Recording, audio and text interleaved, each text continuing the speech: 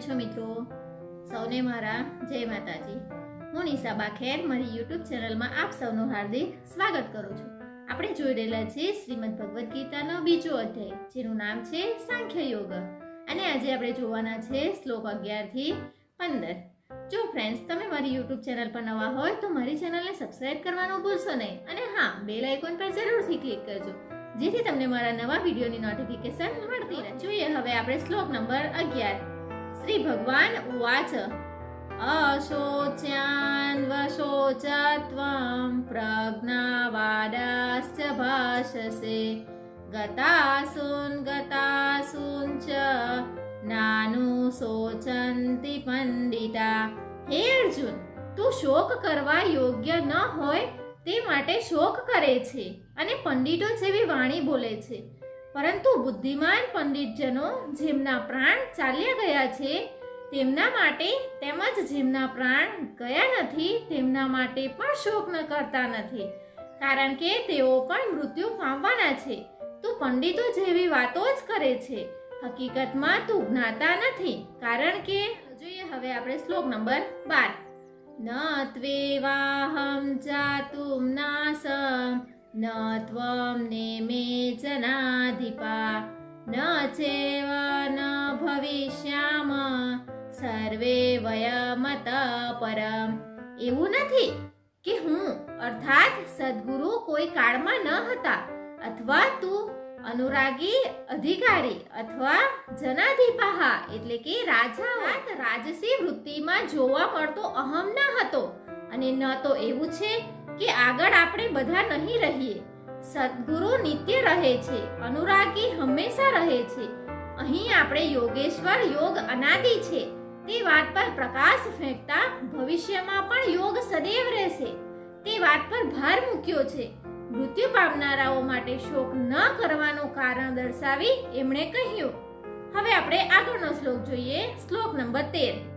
દેહિનો અસ્મિન યથા દેહે કૌમારમ યૌવનમ જરા તથા દેહાંતર પ્રાપ્તિ ધીરરસ્ત્ર ન મુહ્યતિ. જીવાત્માની આ દેહમાં કૌમાર્ય, યૌવન અને વાર્ધક્ય એવી 3 અવસ્થા હોય છે. તેમાં જુદા જુદા શરીરોની પ્રાપ્તિ થતી રહેતી હોય છે. તેથી ધીર પુરુષે એમાં મોહ પામતા નથી.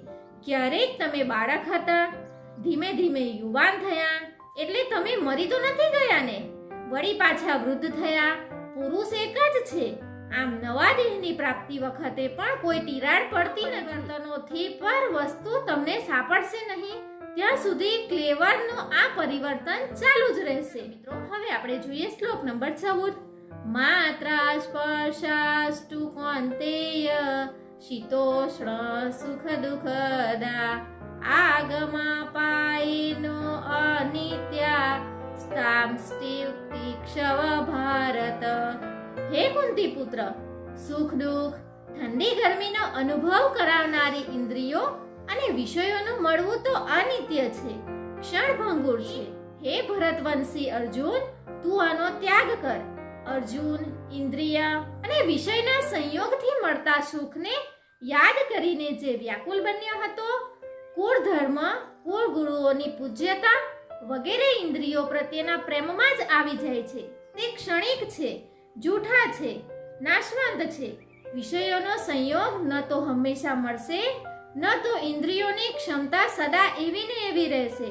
માટે હે અર્જુન, તું આનો ત્યાગ કર, સહન કર. કેમ?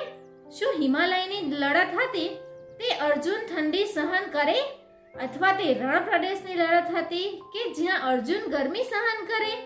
કુરુક્ષેત્ર જેને લોકો બહાર બતાવે છે તે તો સમશીતોષ્ણ સ્થળ છે. કુલ 18 દિવસ લડાઈ ચાલી. શિયાળો, ઉનાળો ક્યાં વીતી ગયો? હકીકતમાં ઠંડી અને ગરમી, સુખ અને દુઃખ, માન અને અપમાન સહન કરવું એ યોગી ઉપર આધાર રાખે છે. આ તો હૃદય દેશની લડાઈનું ચિત્રણ છે. ગીતા બહારના યુદ્ધની વાત નથી કરતી. આ ક્ષેત્રજ્ઞનો સંઘર્ષ છે. એમાં આસુરી સંપત્તિનું સર્વથા શમન કરી પરમાત્મામાં સ્થિત અપાવી દઈ દેવી સંપત પણ શાંત થઈ જાય છે. જ્યારે વિકાર છે જ નહીં તો સજાતીય પ્રવૃત્તિઓ કોની ઉપર આક્રમણ કરે? તેથી પૂર્ણત્વ સાથે તે પણ શાંત થઈ જાય છે.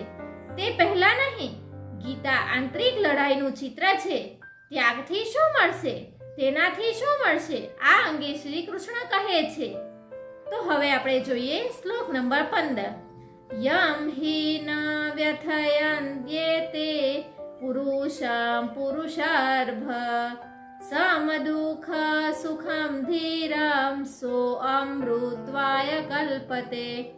કારણ કે હે પુરુષ શ્રેષ્ઠ, સુખ દુઃખને સમાન સમજનારા જે ધીર પુરુષને વિષયો અને ઇન્દ્રિયોનો સંબંધ વ્યથિત નથી કરી શકાતો તે મૃત્યુથી પર અમૃત તત્વની પ્રાપ્તિ માટે યોગ્ય થઈ જાય. શ્રી કૃષ્ણે એક ઉપલબ્ધિ અમૃતની ચર્ચા કરી.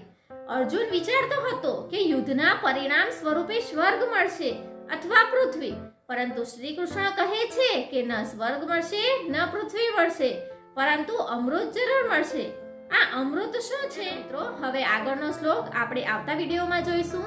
તમે મારી ચેનલ પર નવા હોય તો મારી ચેનલને લાઈક, કોમેન્ટ, શેર અને સબસ્ક્રાઇબ કરવાનું ભૂલશો નહીં. જય માતાજી, જય હિન્દ.